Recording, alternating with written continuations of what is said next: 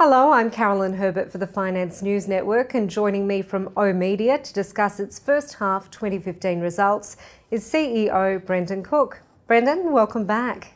It's a pleasure to be here, Carolyn. You've just reported your first half results since relisting late last year. What were some of the highlights? Yeah, Carolyn, revenue was up 6%, which is obviously extremely positive, but importantly, our EBITDA was up 51% to $20.2 million, and that's certainly ahead of forecast. And what was the dividend for the half, and are you on track with your PDS forecast?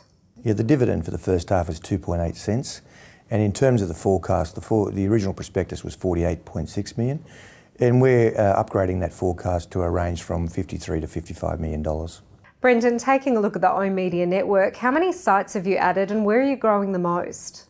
Look, one of the keys for us is we've got a very big network of signs, so what we've been doing is investing heavily in the existing infrastructure and digitising that, and we're well on track to deliver our forecast of 17 premium high quality digital signs throughout Australia, including the first 6-storey full motion digital in Australia, very Times Square like, in Bourke Street in Melbourne.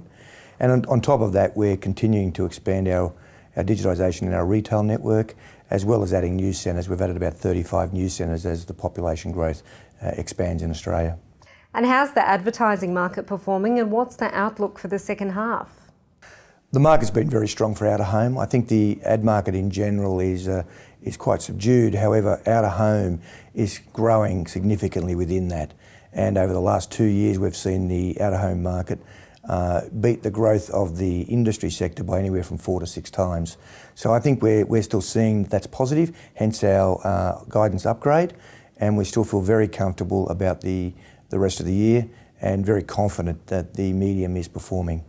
You're now integrating outside advertising with mobile. How is the mobile element progressing? Yeah, out-of-home's very lucky. Our audiences aren't declining and technology's our friend. And what we really are is the original location-based medium. And if you look at where mobile's heading, mobile is all about location and how it can integrate with consumers in location. So we're working with a lot of companies to understand even better ways that we can ensure that consumers engage.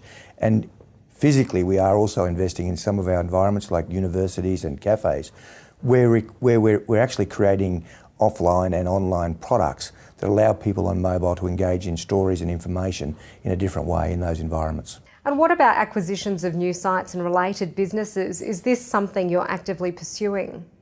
We're very fortunate our balance sheet is extremely strong and we have the headroom. As a company, we've been an acquisitive company over the last decade and acquired over 25 businesses. So we are always looking for the right opportunity, and should it arise, we will make the acquisition. So Brendon, what would you say the priority is for the next 6 months? Look, it really is at the moment. In our prospectus, we've made it very clear we would put a lot of capital and a lot of development into digitisation, data and research, and we are continuing to roll out as per our prospectus. We're on track with that, and we're very confident that that will help deliver long-term sustainable growth for the business. And finally, Brendon, can you provide us with a comment on full-year guidance? Yes, as our prospectus had us at 48.6 million. We've given full-year guidance of 53 to 55, which is an upgrade, and very confident on delivery of that upgrade. Brendon Cook, thanks very much for the update. Pleasure, Carolyn.